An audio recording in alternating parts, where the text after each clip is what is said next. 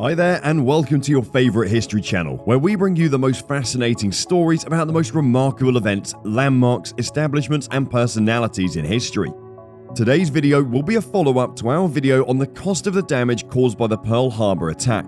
In this video, we'll be detailing the reasons for the attack by the Japanese, an attack that remains one of the most unfortunate events to ever occur in American history. But before we get right into it, kindly support this channel by giving this video a like. Hit the subscribe button and smash the notification bell to receive notifications of when we post more intriguing historical videos like this one. Do leave us a comment as well, as we'd love to read your opinions on why you think the US reprisal attack at the Battle of Midway was enough recompense for the heinous war crimes that Japan committed at Pearl Harbor. The attack on Pearl Harbor ranks as the most successful military surprise attack in the early years of combined naval and aerial combat.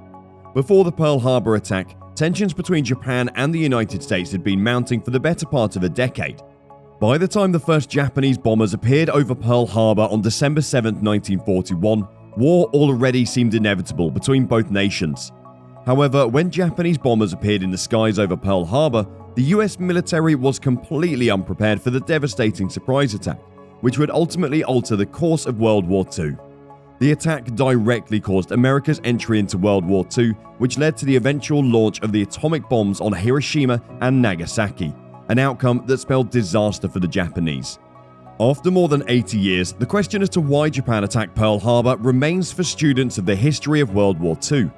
There are actually several key reasons for the attack, many of which further buttress the inevitability of war between Japan and America. We've detailed all these reasons and more in this video, and you're absolutely going to be intrigued. So keep up. Prior to the period of the Great Depression in the 1930s, a period during which Japan sought to solve its economic and demographic woes by forcing its way into China, the largely isolated and island nation of Japan had earlier embarked on a period of aggressive expansion near the turn of the 20th century. The country took part in two largely successful wars against China between 1894 and 1895, and another Russo-Japanese war between 1904 and 05.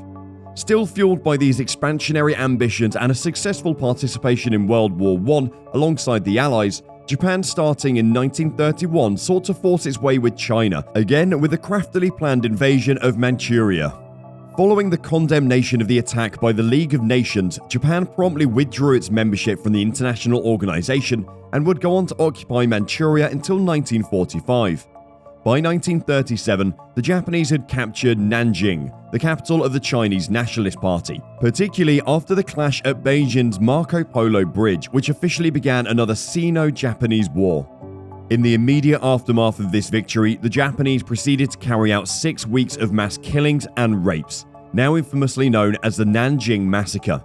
Japan would go on to join the Tripartite Pact in 1940, forming an alliance with Germany and Italy.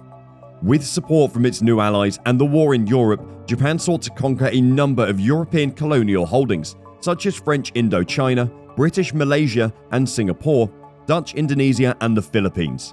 It would ultimately orchestrate the invasion of French Indochina in 1941, and as a consequence, the US froze Japanese assets in the United States and declared an embargo on petroleum shipments to Japan. US oil accounted for 80% of Japan's oil imports at the time, and by late 1941, the United States had essentially severed all commercial and financial relations with Japan.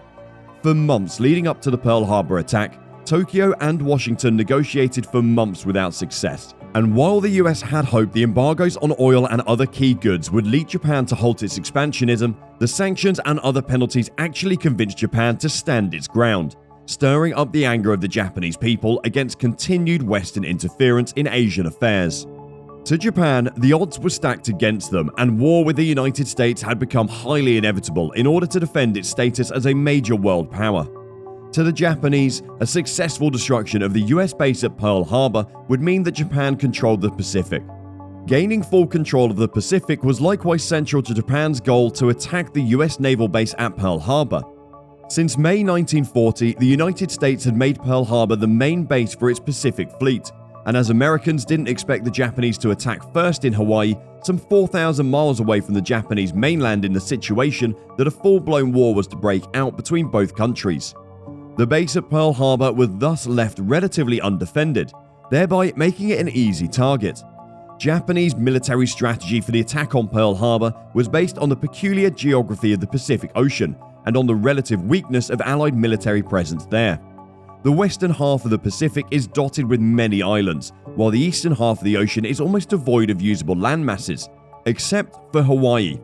Allied air power in the Pacific was very weak, consisting mostly of old and rickety planes, and the combined British, French, American, and Dutch military forces in the entire Pacific region west of Hawaii amounted to only about 350,000 troops. The Japanese believed they could quickly launch a string of coordinated attacks from their existing bases on certain Pacific islands and overwhelm the Allied forces, thereby allowing them to establish a strongly fortified defensive perimeter. As war was inevitable, Japan's only chance was the element of surprise and to destroy America's navy as quickly as possible. With the US embargo remaining unlifted and its impending threat to the functioning of Japanese military, as well as stalled negotiations with Washington, Japan desperately wanted to occupy the Dutch East Indies and Malaya and conquer territories that could provide important natural resources such as oil and rubber. By destroying a large portion of the American fleet just before orchestrating the invasion of these identified territories, the Japanese hoped that America would still be recovering from its own damages and would be grossly incapacitated to offer any help or support in defending its allies or fight back as Japanese forces began to advance on more targets across the South Pacific. It was also the hope that the attack would compel America to seek negotiations with Japan and lift all embargoes imposed, while Japan still gets to keep all invaded and occupied territories. Japan's theoretical war plans that had been in the works for decades if war could not be avoided was always to inflict enough damage and seize enough territory that the Americans would guarantee Japanese sovereignty in return for an armistice and restoration of all or most of what Japan had taken outside of Korea and perhaps Manchuria. Japan's reason for the attack can also be traced to its grievances following World War I. When the great powers met for the Paris Peace Conference in January 1919, and in an event that marked the settlements of the First World War, Japan joined the top table alongside the United States, Britain, France, and Italy. Nevertheless, the Asian countries still felt like an outsider. Japan entered the negotiations with two principal aims, the first being the actualization of a clause of racial equality to be inserted into the Treaty of Versailles. This demand stemmed from the passage of a series of anti-Japanese race laws in the US that ultimately culminated in the enactment of the California Alien Land Law in 1913, which banned immigration farmers from owning land. Racist treatment of Japanese businessmen was also largely apparent in Singapore, Hong Kong, Shanghai, and other Western imperial outposts. To Japan's greatest shock, the Western powers quashed the demand for a racial clause in the Versailles Treaty, a decision that would feed into Japan's ultra-nationalist narrative in years to come. Japan's second demand was only partially granted, further irking the Asian superpower and further planting the seed of hostilities with the West. Japan had requested for the permanent transfer of Germany's imperial assets in Asia.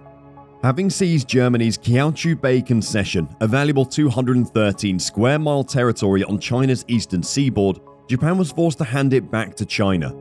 As for Germany's Southern Pacific Empire, Japan was strong-armed into sharing the spoils with Britain and Australia. Japan would further be subjected to even more humiliation at the Washington Naval Conference, which began in November 1921. The treaty was aimed at creating a multilateral arms limitation by restricting the building of battleships, which were essentially the weapons of mass destruction of the day. The treaty in its aftermath limited the US and Britain to 525,000 tons each, while Japan was restricted to 315,000 tons, a grossly unbalanced 5-5-3 ratio. This led to widespread claims, especially by influential and intellectual Japanese nationalists, that the Western powers were plotting to subjugate Asia completely by the end of the 20th century. This period essentially marked the beginning of the hatching of the plans for the attack on Pearl Harbor. In an almost endless streak of decade-long military conquest, Japan's empire had expanded from an area of 245,000 square miles that mainly included Korea and Taiwan to 1.6 million square miles, and now included Indochina and Eastern China. By 1941, likewise, the number of people living under Japanese rule had likewise tripled from 100 million to 300 million. With a population almost 3 times that of the US, Japan not only felt powerful, but was strongly convinced its war plans would work, and it stood a chance against the US military, hence the attack.